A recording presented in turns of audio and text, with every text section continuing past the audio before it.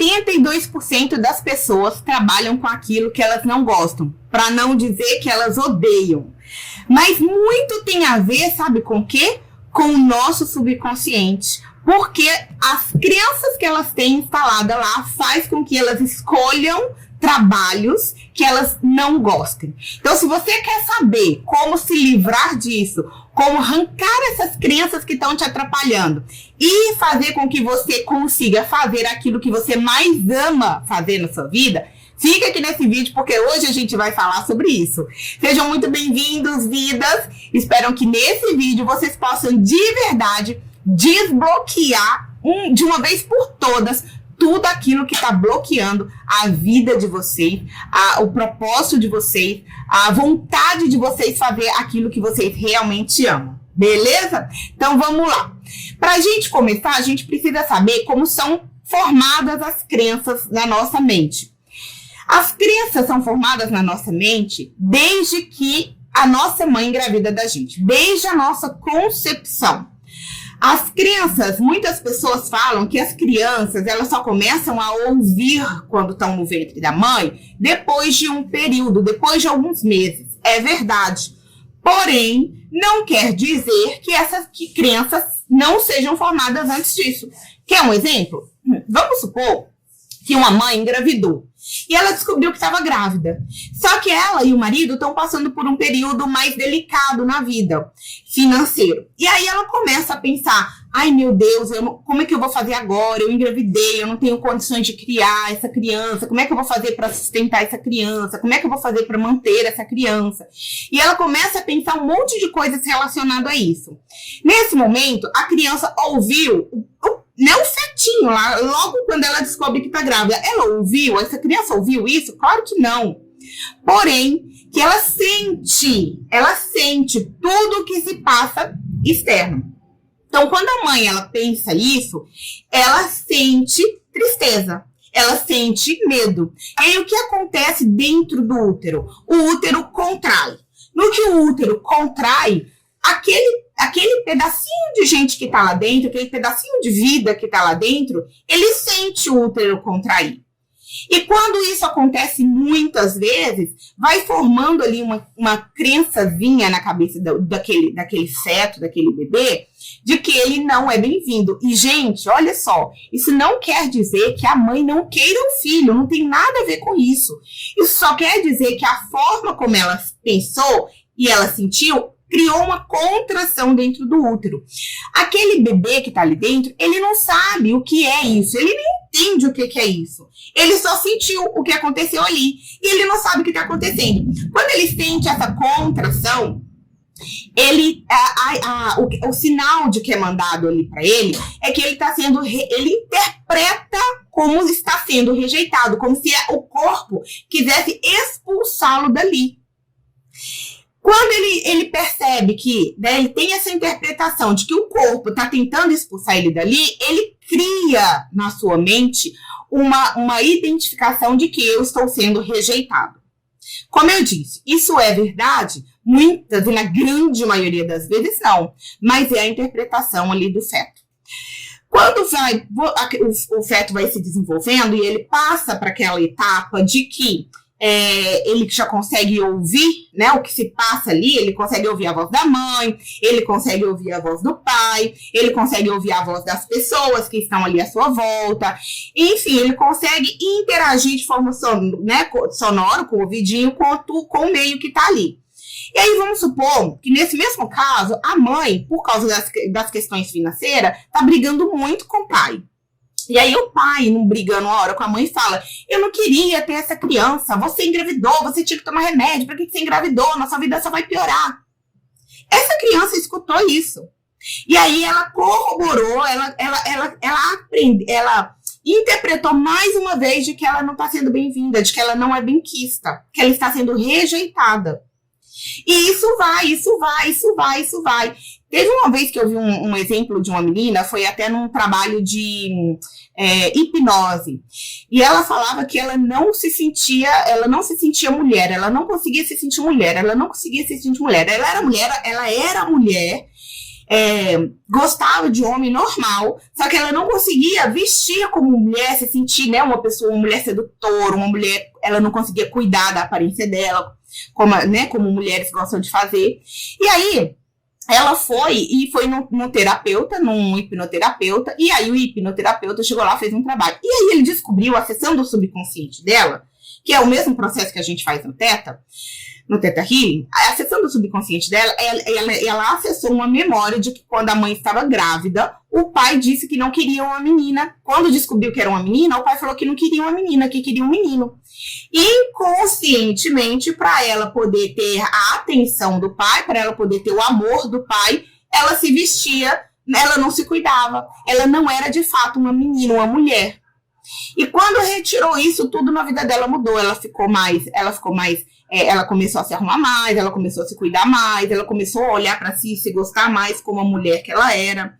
Então, isso é só para exemplificar para vocês de que quando a gente pensa de que, mas é um bebê, não tem nada. Tem tudo o que se passa dentro do ventre. A partir do momento em que você se torna um ser humano com vida, né? A partir do momento da sua concepção, você já começa a receber crenças dentro do subconsciente. Então aí, beleza, teve lá, a criança passou por esse período, achou que foi rejeitadinha, estava lá no ventre, ouviu várias coisas que não foram legais, está passando por dificuldade, está brigando muito com o marido, e uma confusão danada. Daí, o que acontece é que a criança nasce. Daí, a criança nasceu e passa por aquele momento de amamentação. E nesse momento de amamentação, ela também continua como uma esponjinha. Por quê? Na nossa concepção, até os 7 anos de idade, a nossa mente consciente não existe. E o que é a nossa mente consciente? É o que está fazendo eu falar aqui com vocês. Eu sei que tem um telefone aqui na minha frente, eu sei que tem uma mesa aqui na minha frente. É a mente que ela é consciente de tudo que está acontecendo em volta. Ela é aquela que te dá, a mente consciente é aquela que te diz, isso aqui é real, isso aqui não é, isso aqui é certo, isso aqui não é. Ela é essa mente, sabe, que te traz realidade.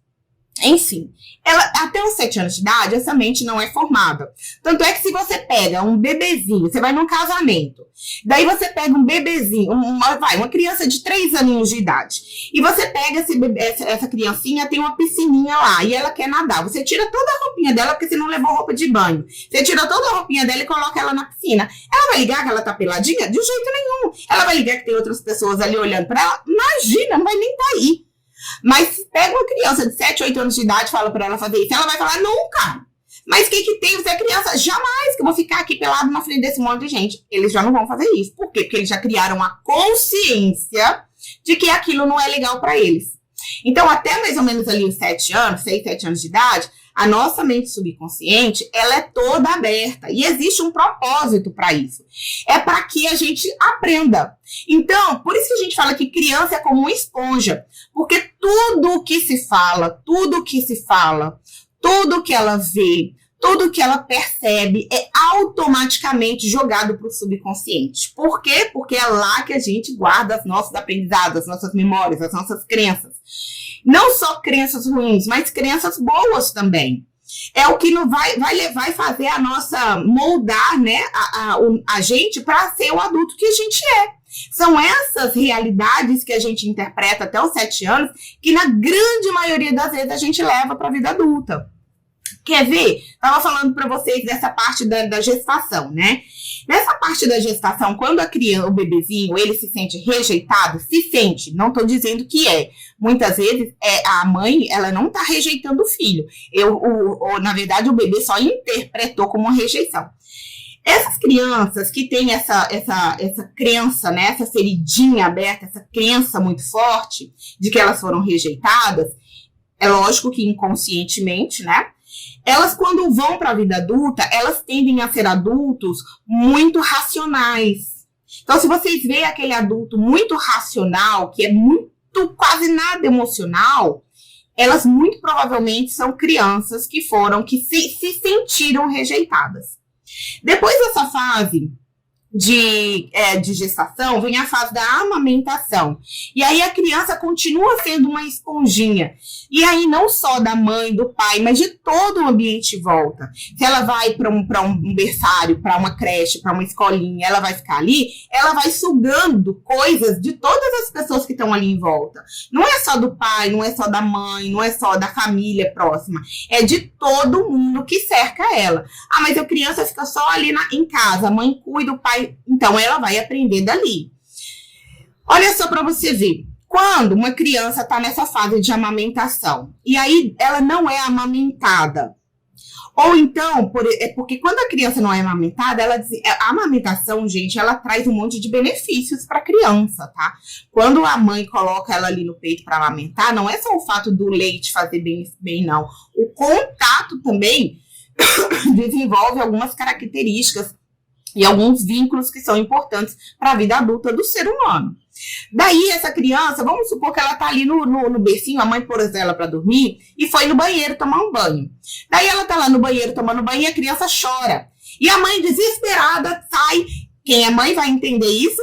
Sai desesperada, se enrola na toalha até molhada e chega lá para pegar a criança. Mas isso já se passaram alguns minutos que a criança tá ali chorando. A criança, naquele tempo que a mãe demorou para chegar, ela pode desenvolver uma crençazinha, uma feridinha do abandono. E aí, é diferente da rejeição. A rejeição é, eu não te quero. O abandono é, você me largou, você me deixou. Quando ela desenvolve essa crença do abandono, ela tende a ser uma criança uma criança e um adulto muito emotivo.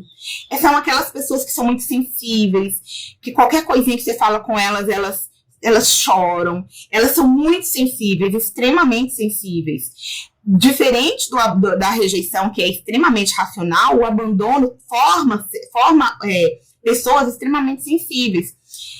Elas tendem a ser pessoas um pouco mais cheinhas, e aí eu não tô falando que elas são gordas, mas elas são torneadas. Por exemplo, quando eu tinha uns 16 anos, eu trabalhava numa loja, e meu patrão falava comigo assim, Thalita, eu nunca vi uma pessoa tão magra que nem você ter um tornozelo tão gordinho, tão carnudinho. E eu sempre fui assim, mesmo quando eu era magrinha. Com os meus 18 anos, eu pesava, tipo, 48 quilos. E mesmo assim, eu tinha as perninhas mais torneadas, mais gordinhas. Tinha carne na perna, eu tinha carne nos braços. Eu sempre fui uma criança com mais carninha. E aí, essas pessoas, elas tendem a ser isso, elas são muito emotivas. Ok, passou dessa fase da amamentação, nós vamos para a próxima fase, que é aquela fase do desfraude. Nessa fase do desfraude, a criança também cria crenças. Gente, não são só essas aqui não, tá? Durante todo o nosso processo, até os 7 anos, é a parte, né, onde a nossa personalidade é mais formada. Então, se você é um bebezinho e, de repente, as pessoas ali na sua volta brigam muito, xingam muito, não sei, é um fuzuê, você cria um monte de crenças baseadas no que as pessoas estão falando e estão vivendo de acordo com o que você interpreta. Se você vive numa casa que é tudo perfeitinho, que é tudo bonitinho, você também cria crenças baseadas no ambiente que você está vivendo. Thalita, crenças boas? Às vezes são crenças ruins também. Daí, vamos supor que eu tô falando desse negócio de crença ruim num ambiente bom, né? Às vezes o ambiente ele é perfeitinho, os pais não brigam, não tem problema financeiro, não tem nada disso. Mas, de repente, os pais não dão muita atenção pro filho. E aí o filho também cria bloqueios. De repente, o pai ele trabalha muito para trazer dinheiro para casa e é aquele pai que só trabalha, não olha para a família. E aí isso também cria bloqueios na criança, entendeu? Beleza, depois dessa fase, tem uma terceira fase, que é a fase do desfraude. A fase do desfraude é aquela fase onde você tá tirando a fraldinha do neném, que você quer que ele te peça para ir no banheiro. Quem é mãe sabe o quanto é desafiador você ensinar para criança. Graças a Deus, gente, eu não tive dificuldade. Meu filho foi muito bom em todos nesses períodos de desfraude dele, não deu um pingo de trabalho. Ele tirava a fraldinha e ia no banheiro. E aí, quando a criança tá nesse período, às vezes a mãe, ela fala com a criança, eu vou tirar a sua fraldinha, e quando você tiver vontade de fazer cocô, xixi, você fala com a mamãe, que a mamãe vai te levar no banheiro. Daí, a criança, ela não ela não tem controle sobre o esfíncter delas, né? Sobre essa parte que segura o cocô e o xixi. E aí, na hora que ela sente vontade, ela simplesmente faz. Mas a mãe tá fazendo desfraude. Aí, o que a mãe faz? Filho, eu já te falei que você tem que me pedir quando quiser ir no banheiro, me fala que eu te levo, blá, blá, blá, e xinga a criança. Nesse momento, a criança, ela se sente envergonhada, ela se sente humilhada. Ou então, por exemplo, ele colocou uma cuequinha ou uma calcinha na criança e a criança fez cocô ali na calcinha, ou fez xixi na calcinha. E aí a mãe, né, a mãe vira, geralmente é a mãe, né, porque é a mãe que cuida. E aí, o cuidador, enfim. Aí a mãe fala, né? Aí fala lá com o irmãozinho, tá vendo, fulano? Olha lá, olha lá o cagão, não sabe pedir pra ir, é o cagão. Isso faz com que a criança se sinta humilhada. Quando a criança desenvolve essa feridinha ou essa crença da humilhação, ela tende a trazer para a vida adulta, e até para a infância e também para a vida adulta, uma postura de uma pessoa muito forte. E aí não é só forte de corpo, de força, é uma pessoa forte de aguentar situações. Essas pessoas, elas são um pouco mais quadradinhas e geralmente o bumbumzinho delas é mais para dentro. A gente fala, né, o bumbumzinho achatadinho. E aí, o que acontece é que essas pessoas são fortes. Então, são aquelas pessoas que o mundo tá acabando em volta delas e elas estão ali, ó, mantendo a compostura. São fortes. Beleza. Passou da fase do desfraude, vamos para a próxima fase. Para a próxima fase.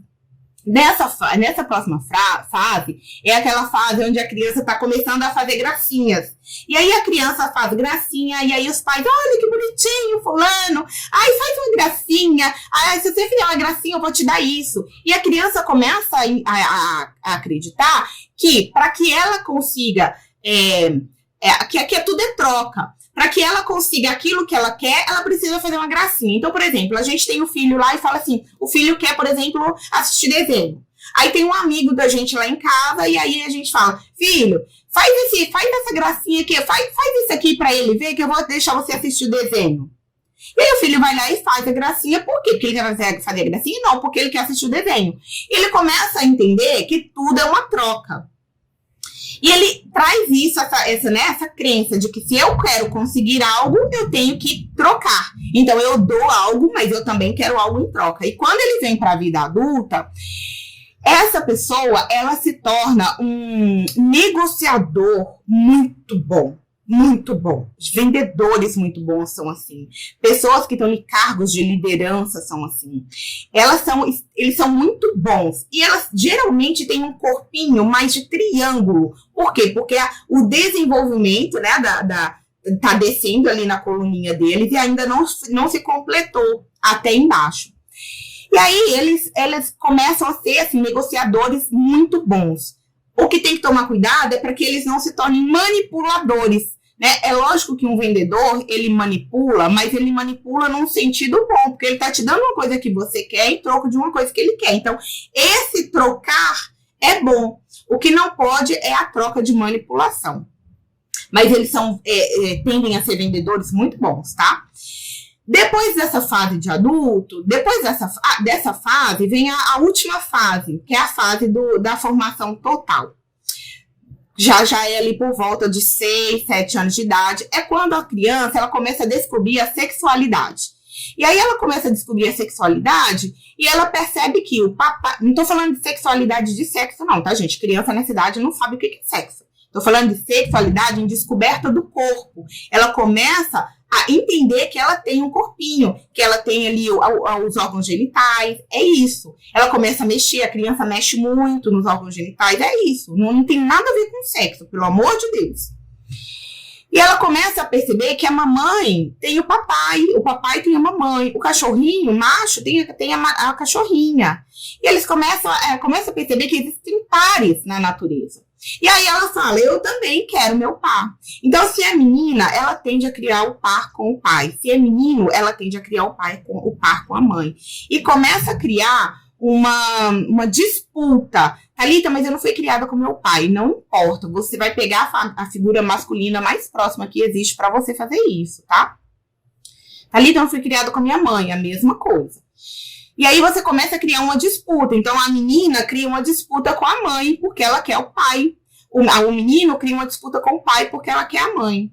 E aí ela começa a perceber que para ela ter a atenção do pai, ela precisa ser tão bonita quanto a mãe. Então ela começa a perceber que ela tem que se arrumar, que ela tem que se cuidar. E essas pessoas, quando vêm para a fase adulta, elas tendem a ser aquelas pessoas de corpo perfeito. Aquelas pessoas bonitas. Sabe aquelas mulheres que você olha e fala assim, meu Deus do céu, essa mulher é perfeita, aquele corpo bonito, sabe? Tudo bem cuidado, elas gostam muito de se arrumar. Por quê? Porque elas entendem que tudo é uma disputa. E se elas estão na frente, elas conseguem sair na frente.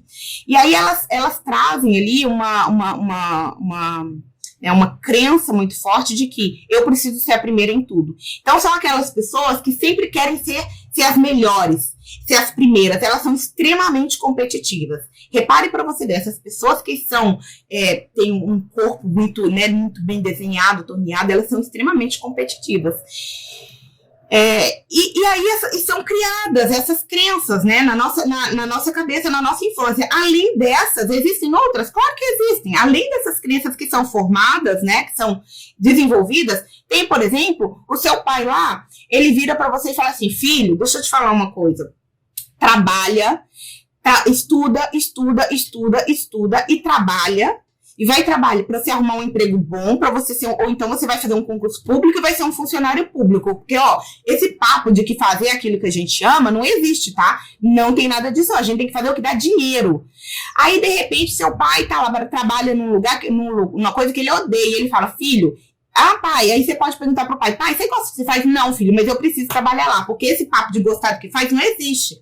O que acontece? Você olhou para aquilo e falou, então quer dizer que a gente não precisa trabalhar naquilo que a gente quer, que a gente não pode trabalhar naquilo que a gente quer, porque a gente tem que procurar o dinheiro, é onde que dá dinheiro pra gente.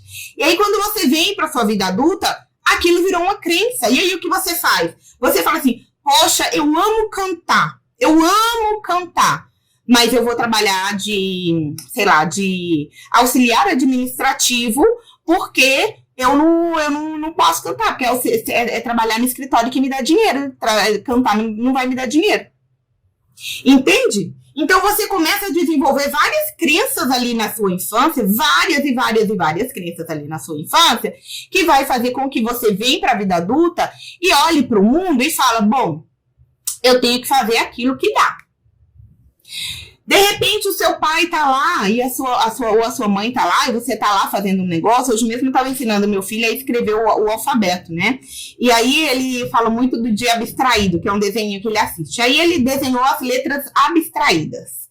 E aí o que eu faço? Eu não falo nada. Quando tá muito desigual da letra, eu falo, filho, não tá igual, vamos fazer mais igualzinho, mas com a perninha abstraída. Mas eu não falo pra ele que tá feio, que tá ruim. Por quê? Porque isso pode, de repente, quando ele crescer, ele vai querer ser um artista, vai querer desenhar. E se eu falo pra ele, se eu podo ele hoje e falo pra ele, filho, tá muito feio, isso aqui não é o A, não é o B, não é o C. E ele começa a olhar, poxa, mas eu achei legal, isso aqui é legal, é uma arte, é um negocinho. Ele chega lá na vida adulta e ele fala, poxa, tudo que eu faço é feio, eu não posso. Ou então, você quer ver um outro exemplo? Seu filho tá lá, você tá lá, né? Vamos supor que é seus pais. Você tá lá fazendo dever de casa. E aí o seu pai, a sua mãe vira pra você, olha que o dever de casa tá errado. Aí fala com você assim, mas você é um burro, você não entende, tá errado isso daqui, você não presta nem pra aprender isso, você não presta pra fazer nada certo, você vai ser um burro mesmo, vai puxar carroça quando ficar adulto, você não vai prestar pra nada. Quando a criança vem pra fase adulta, gente, imagina essa criança vibrando dentro da criança. Ela internalizou que ela não sabe nada, que ela é um nada. E ela vem pra fase adulta e ela fala, eu não sei fazer nada. Eu não presto pra nada. Eu não aprendo nada. Eu não vou ser nada. O que eu vou fazer? Nada. E aí, o que sobra pra ela fazer? O que sobra? Ela quer ser um engenheiro e se contenta em ser um pedreiro. Não estou dizendo que pedreiro é uma profissão indigna. Pelo amor de Deus, eu acredito até que é uma das profissões mais dignas, porque constrói lares. os nossos lares, aonde a gente passa a nossa vida e cria os nossos filhos. Porém, que olha só, qual é o problema aqui? O cara quer ser um engenheiro e se contenta em ser um pedreiro. Por quê? Porque foi incutido no subconsciente dele uma crença de que ele não presta para nada, de que ele não vai dar nada, de que ele vai puxar carroça quando ele ficar adulto. Então, gente, todas essas crenças fazem com que a gente chegue na vida adulta e desencadeie e comece a viver um monte de coisas que a gente não quer. Um monte de coisas que foram moldadas na nossa infância. Thalita, entendi tudo isso. Mas o que eu faço então para mudar? Porque eu tô desesperado. Eu tô desesperada. Eu não quero mais ficar. Eu trabalho com isso e eu odeio, mas o meu sonho é, sei lá, ser uma dona de um buffet infantil. E eu trabalho num escritório. Eu não aguento mais. Isso tá me corroendo. O que eu faço? A primeira coisa que você tem que fazer é fuçar dentro de você. Futucar, gente. Futucar. O que tá te levando a fazer isso?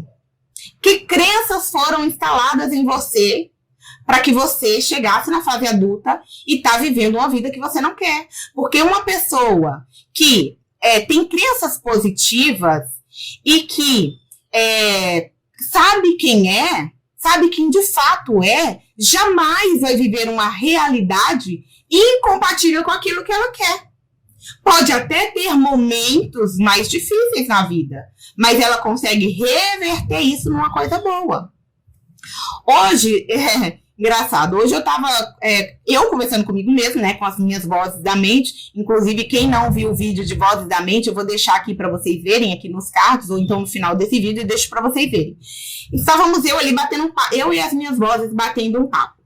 E aí uma das vozes do meu ego, né, ela me disse uma coisa. E aí eu falei com ela assim, mas por que é isso? Ela falou, não, porque não deu certo. E aí eu falei, mas como não deu certo? No universo não tem nada errado. Nada é equívoco no universo. Se aconteceu é porque eu tinha que aprender alguma coisa. E o que eu tinha que aprender com isso? Logo em seguida eu tive o aprendizado.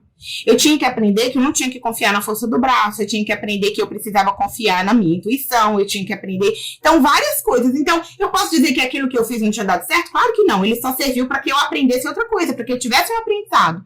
Então, às vezes a gente passa por situações mais delicadas, mas dessas situações a gente tira aprendizado. Então, vamos lá, se vocês estão nessa situação de que, se vocês são uma dessas 72% de pessoas que trabalham com o que não gostam, entendam que a primeira coisa que vocês precisam fazer é entender qual a crença que te levou a isso.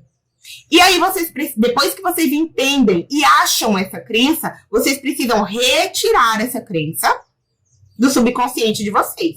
Ah, Thalita, mas eu sei o que é. Meu pai fazia isso, isso e isso. Ok. A sua mente consciente sabe.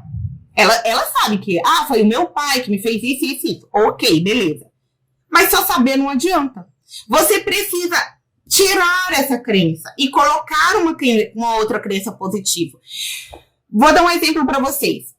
Imagine que existe um caminho na selva, né? E as pessoas passam ali por aquele caminho. Todo dia passa ali pessoas por aquele caminho. O que acontece ali com aquele lugar? Ele começa a criar, a plantação começa a morrer, não é? E começa a ficar um caminho ali e as pessoas, quando chegam, já sabem onde vai.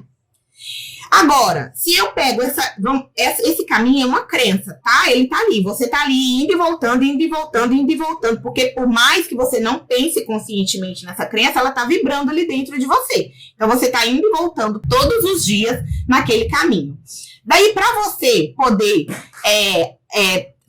acabar com aquele caminho, você precisa criar um novo. Não tem como você só ir lá e parar de andar naquele caminho. Você precisa parar de andar, mas criar um novo caminho, que vai te levar ao mesmo lugar, ao lugar onde você quer.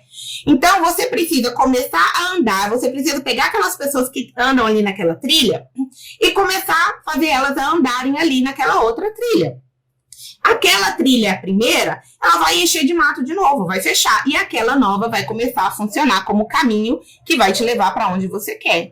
Mas para isso, vocês precisam... Por isso que eu falo, vocês não só precisam saber.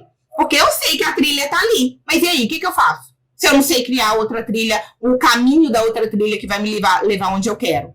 Então, vocês precisam saber que ela tá ali, beleza, sei, Thalita, eu sei que foi meu pai, que foi minha mãe, que foi isso, que foi aquilo que me criou essa trava, beleza, esse bloqueio, beleza. Sabe? Esse é o primeiro passo, trazer a consciência. Segundo passo, tirar essa crença, fechar essa trilha e criar uma outra crença, abrir uma trilha nova. E aí, existem ferramentas, o Theta ajuda, o Theta Healing ajuda, esqueci o nome. Gente, deu um branco no nome do negócio. Hipnose, a hipnose também ajuda. O tanto o Theta Healing quanto a hipnose, elas são muito eficazes, viu? Porque elas trabalham, elas vão direto ali na crença raiz, né? Existe a PNL, que também é uma das coisas que a gente usa para fazer uma substituição de crenças, que é o quê? Repetição, repetição, repetição. Lembra do caminho? Pois é, como se tivesse ali o caminho, eu paro de passar nesse caminho, começo a passar nesse outro, passo, até que ele se forme. Aí, depois que ele se formou, é que eu vou colher os frutos. A PNL, o Theta Healing, né, e a hipnose, elas já são mais diretas, né? Elas simplesmente deixam aquele caminho ali, fecham aquele caminho ali e abrem um outro caminho. E aí, elas, muito rapidamente, elas dão resultado, tá? E aí, você consegue começar a colher resultados diferentes. Quando você altera a crença, imediatamente você começa a colher resultados diferentes. Por quê? Porque aquela crença, ela parou de vibrar ali dentro de você. Se ela parou de vibrar ali dentro de você, ela parou de atrair mais daquilo. Se ela para de atrair mais daquilo e você colocou uma crença boa no lugar, essa crença boa começa a vibrar. E aí ela começa a atrair coisas compatíveis a ela. Então, é importante a gente saber disso. Por quê? Porque a maioria das pessoas, gente, 72% fazem o que não gostam. 95% não tem resultado naquilo que fazem. Por quê? Porque acredita que eu só preciso saber. Tem gente que nem sabe. Tem gente que é inconsciente, tem gente que nem sabe que existe crença, que existe bloqueio. Tem gente que sabe, mas acha que, isso não muda em nada. Tem aqueles que sabem, mas acredita que, um dia eu vou tratar isso. Tem aqueles que sabem que precisa tratar, que fica enrolando. E tem aqueles que sabem, que querem tratar e que falam, eu vou fazer porque isso vai mudar a minha vida. Quando você chega nesse último estágio, que é, eu sei que eu tenho uma crença que me bloqueia, eu sei que eu tenho um paradigma, eu sei que eu tenho uma trava, e essa trava está criando toda a minha realidade, porque eu não canso de dizer para vocês, não achem que as coisas chegam a vocês de presente. Chegou para você, é seu. Tudo que está na sua vida foi criado por uma única pessoa, você. E mais ninguém. Se chegou na sua vida, é seu. Thalita, mas tem uma criança e ela passou por uma situação. É porque ela precisa aprender algo com essa situação. Mas ela é uma criança. Eu sei que ela é uma criança, mas ela precisa aprender uma virtude. A centelha divina dela precisa aprender uma virtude. Thalita, mas precisa ser com coisas ruins? Não, de jeito nenhum. Mas é por isso que o que a gente veio fazer aqui, né, é justamente isso, é aprender a co-criar sem precisar de sofrer. Uma vez que eu aprendo a co-criar a minha realidade sem sofrer, eu atingi o clímax. Por quê? Porque eu aprendi a co-criar, porque é o que a gente veio fazer. Primeiro a gente veio fazer, né, expandir. Como é que a gente expande? Criando. E aí a gente precisa aprender virtudes. Aprender até chegar no amor, que é o sentimento, não é nenhum sentimento, né? É o que há de mais sublime, né? E daí a gente precisa ir desenvolvendo virtudes da paz, da liberdade, da tolerância, enfim, são várias virtudes que a gente precisa ao longo da nossa jornada aqui nesse plano, a gente precisa aprender. E quando a gente vem para cá, a gente precisa aprender a co-criar, aprender essas virtudes, né? A internalizar essas virtudes sem sofrer. Thalita, mas por que então a gente sofre? Porque exatamente a gente precisa aprender e a gente foi colocado num mundo onde existe a dualidade. Enquanto houver essa dualidade, infelizmente, a gente sofre. Mas é necessário? Não, não é. É justamente isso que a gente precisa aprender, que a gente veio aqui para aprender, para expandir e aprender a co-criar sem precisar do sofrimento. E aí, Thalita, mas aconteceu uma coisa muito ruim comigo quando eu era criança. E aí, gente, olha, quando eu tinha 9 anos de idade, aconteceu ali um caso de violência sexual, né, comigo. E hoje eu olho para isso e sabe o que eu vejo? Que isso me tornou a pessoa que eu sou. Foi bom? Claro que não. Não estou dizendo que foi bom, mas me tornou a pessoa que eu sou hoje. Várias coisas ruins e boas que aconteceram na minha vida serviram para me tornar a pessoa que eu sou hoje. E eu consigo enxergar isso e ver coisas que eu posso tirar de positividade em tudo isso. Então, essas crenças todas, eu sei que muitas vezes é difícil da gente engolir um monte de coisa ruim que a gente passa quando a gente é criança. Eu citei aqui várias coisas.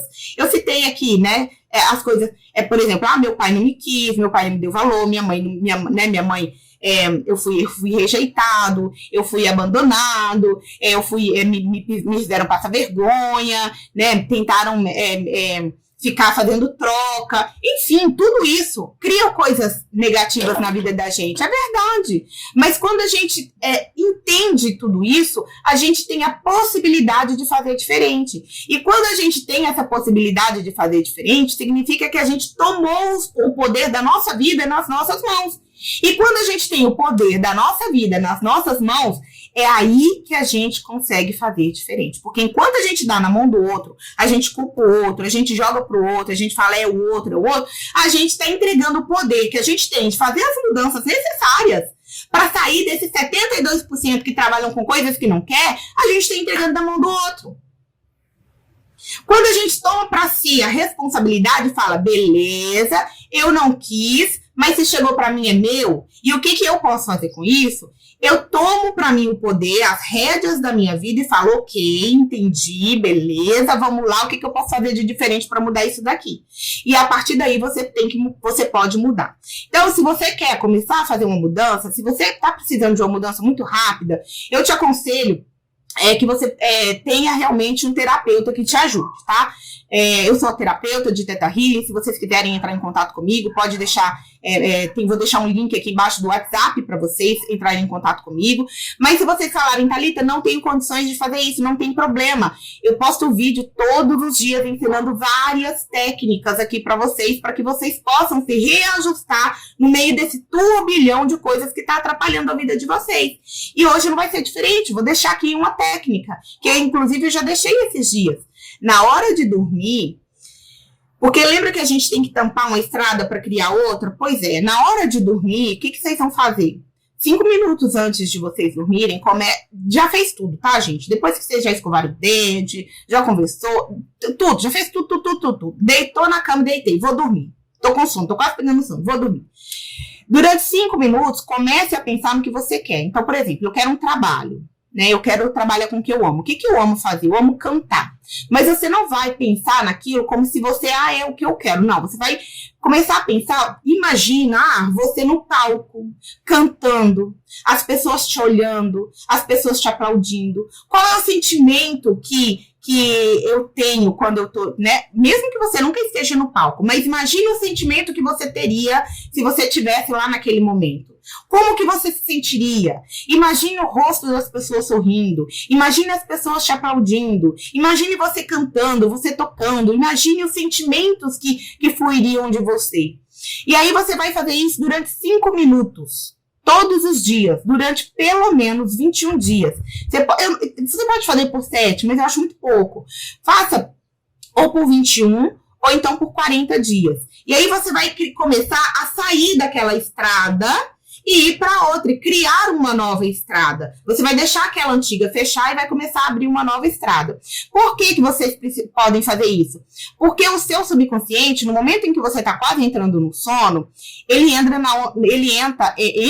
em onda teta, que é justamente a onda que o Theta Healing e a hipnose trabalham. É a onda, assim, é por isso que é importante vocês estarem nesse momento, porque é a onda cerebral que atinge o nosso subconsciente. Quando a gente é criança, lembra que eu falei, quando a gente é criança, o nosso subconsciente é todo aberto? Pois é, a criança, ela vive em onda teta, até os 7 anos de idade. Ela vive em onda teta, por isso que aprende.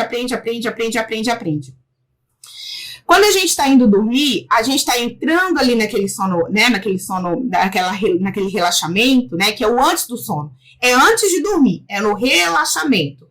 Você começa a entrar você entra em onda teta, e é o momento em que o seu consciente, ele adormece e o seu subconsciente fica aberto. O subconsciente, ele jamais se fecha, ele sempre tá ali abertinho. Mas quando você tira ali da jogada ali o segurança, né, que é o nosso consciente, o seu subconsciente fica aberto. Então é nessa hora que você aproveita para colocar novas crenças ali dentro. E aí aquela crença antiga que você tinha, ela vai sendo substituída por outra crença. Então, se você tem a possibilidade de investir em terapia, eu aconselho que você invista, porque os resultados vão vir mais rápidos. Você está lidando com o profissional, os resultados vão mais rápido. Mas se você não tem a condição de fazer isso, não tem problema. Continue fazendo os exercícios que eu passo aqui. Esses exercícios já vão ajudar vocês demais da conta, porque só com eles vocês vão ser capazes de mudar muitas coisas na vida de vocês, tá bom? Se vocês quiserem, novamente, vou deixar o link aqui, é só vocês me chamarem, beleza? Espero que vocês tenham entendido e espero que, da próxima vez que a gente for conversar, que vocês já tenham feito o seu primeiro exercício antes de dormir, para que vocês comecem aí a mudar a vida de vocês e que isso não demore muito, né, gente? Porque também não adianta a gente ficar, eu vou e não fazer nada. A gente precisa de um pouquinho de ação, tá bom?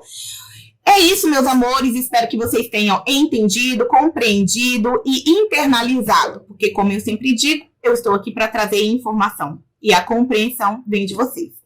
É o que o meu eu deseja para o seu eu. É que vocês aprendam e internalizem cada dia mais e mais conhecimento para mudar a vida de vocês. Um grande beijo e até a próxima.